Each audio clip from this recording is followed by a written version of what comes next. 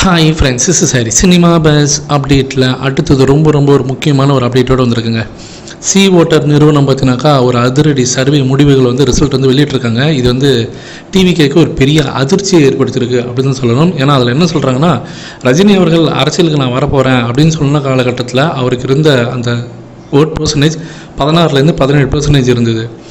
விஜய் அவர்கள் நான் கட்சி ஆரம்பிக்க போகிறேன் அப்படின்னு சொல்லிட்டு கட்சி ஆரம்பித்த டைமில் அவருக்கு இருந்த பர்சன்டேஜும் பார்த்தீங்கன்னா 15-16 தான். ஆனால் அவருக்கு இப்போது இந்த லாஸ்ட் ஒரு 1 மந்தில் அவருடைய ஓட் பேங்கில் ஒரு பெரிய சரிவை ஏற்படுத்தியிருக்கு.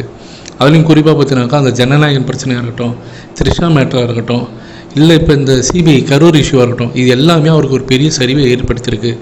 அவர் நினச்ச போல் அந்த 15-16% கூட எடுக்கிறது இப்போ பெரிய கஷ்டம் தான். அதுவும் இல்லாமல் அவர் எந்த ஒரு கட்சி கூடயும் அவர் கூட்டணி சேரல, தனித்தே தான் 234 தொகுதி நிற்க போகிறதா அறிவிச்சிருக்காங்க. அப்படி இருக்கும்போது இவங்களால எந்த ஒரு தொகுதியுமே ஜெயிக்க முடியாது. எல்லாத்துலேயும் ஓரளவுக்கு பர்சன்டேஜ் வாங்கலாம், அதாவது ஓட் பர்சன்டேஜ் வரும். ஆனால் அது சீட் ஷேரிங்காக மாறுமா, சீட் ஜெயிக்க முடியுமா, ஒரு இடத்த ஒரு கான்ஸ்டியூஷனை ஜெயிக்க முடியுமான்னு கேட்டால் அதுக்கு வாய்ப்பு இல்லை அப்படின்றத அவங்க கருத்து தெரிவிச்சிருக்காங்க. இது ஒரு முக்கியமான காரணம் அப்படின்னு நான் சொல்லணும். ஏன்னா இருக்கிறவங்க எல்லாரையும் நீங்கள் பகிர்ந்துட்டீங்க.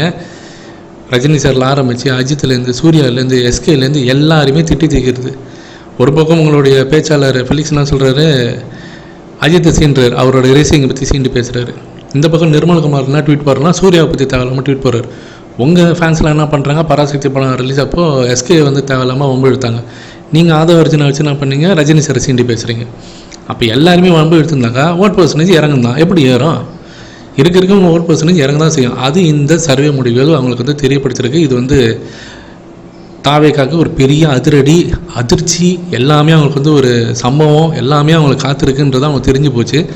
அதனால தான் அவங்க பம்பி போய் ரஜினி சாரை பற்றி நம்ம தேவையில்லாமல் சீண்ட வேணாம் அப்படின்னு சொல்லிட்டு உடனே மன்னிப்புலாம் கேட்டு பம்புனதெல்லாம் அதுக்கு தான்.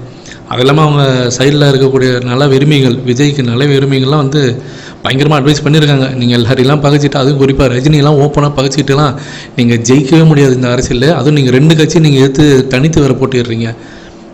இதெல்லாம் சினிமாவா, டைலாக் மட்டும் பேசிட்டு அப்படியே போகிறதுக்கு ஓட்டு வேணுங்க. எல்லாரையும் நீங்கள் பகிச்சிட்டு யார் தான் உங்களுக்கு ஓட்டு போடுவா? ரஜினி ரசிகரையும் பகிச்சிடுறீங்க, எல்லா ரஜினி ரசிகரையும் பகிச்சிட்டு, எல்லா ஃபேன்ஸையும் நீங்கள் பகிச்சிட்டு உங்களோட ஃபேன்ஸ் மட்டுமே ஓட்டு போட்டால் நீங்கள் ஜெயிச்சிட முடியுமா?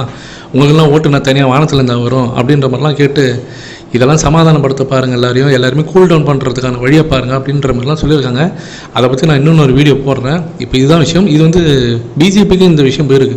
அவங்க ஐபி ரிப்போர்ட்லேயும் பார்த்தினாக்கா விஜய்க்கு இப்போ லாஸ்ட் 1 மந்த்தாக இந்த த்ரிஷா விஷயத்துலேருந்து இந்த கரூர் இஷ்யூ வரைக்கும் ஏகப்பட்ட சரிவு அவரோட ஓட் பேங்க்கில் அவர் வந்தாலுமே பெருசாக கூட்டணியில் ஒரு பெரிய பாதிப்பு இருக்காது, அதனால் ஒரு பெரிய இம்பாக்ட் இருக்காது. இவரால் நமக்கு ஒன்றும் பெருசாக லாபம் இல்லை அப்படின்னு தெரிஞ்சனால தான் அவங்க ஒரு கட்டத்தில் பேச்சுவார்த்தையை நிப்பாட்டிட்டாங்க.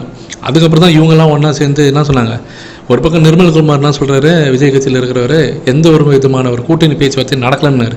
அடுத்த 2வது நாளே ஆதவர்ஜனா சொல்கிறாரு, எங்களுக்கு 95 சீட்டு தரேன்னாங்க, டெப்டி சிஎம் பதவி தரேன்னாங்க, 2 வருஷம் ஆட்சி எங்களுக்கு தரேன்னாங்க, பேச்சுவார்த்தை நடந்தாலும் உண்மை தான் அப்படின்னு சொன்னார். அவரு சொல்லி அடுத்த நாளே விஜய் நேற்று என்ன சொல்கிறாரு, அவர் அந்த இஃப்தார் ஃபங்க்ஷனில் என்ன சொல்கிறாரு, நோன்பு ஃபங்க்ஷனில் இந்த வதந்திங்களாம் நம்பாதீங்க, இது எல்லாமே பொய், அலையன்ஸ் பேச்சுவார்த்தை நடந்ததெல்லாம் பொய்ன்றார். ஒரு கட்சிக்குள்ளாரே வெறும் ஒரே வாரத்தில் 3 விதமான பேச்சுகள் 3 பேர் மாற்றி பேசுகிறாங்க. அப்போ இவங்களுக்கு பயம் போச்சு. வந்திருக்கக்கூடிய சர்வே ரிப்போர்ட்லாம் இவங்களுக்கு சாதகமாக இல்லை. ஒரு சீட்டுக்குள்ளே ஜெயிக்கிறதே பெரிய விஷயமா இருக்க போகுது, நாக்கு தள்ள போகுதுன்றது இவங்களுக்கு தெரிஞ்சு போச்சு. அதனால் என்ன பண்ணுறதுன்னு தெரியாமல் மரண பீதியில் இருக்காங்க டிவிகேன்றது இதில் தெளிவாக தெரியுது. இதை பற்றி உங்களோட கருத்து என்ன? காலம் பேசாது ஆனால் காத்து இருந்து பதில் சொல்லும் அப்படின்ற மாதிரி தலைவர் சொல்லியிருந்தார். உங்களுடைய எதிர்பார்ப்பு என்ன? இந்த தேர்தல் ரிசல்ட் எப்படி இருக்குன்னு நீங்கள் நினைக்கிறீங்கன்றதை கீழே சொல்லுங்கள் ஃப்ரெண்ட்ஸ்.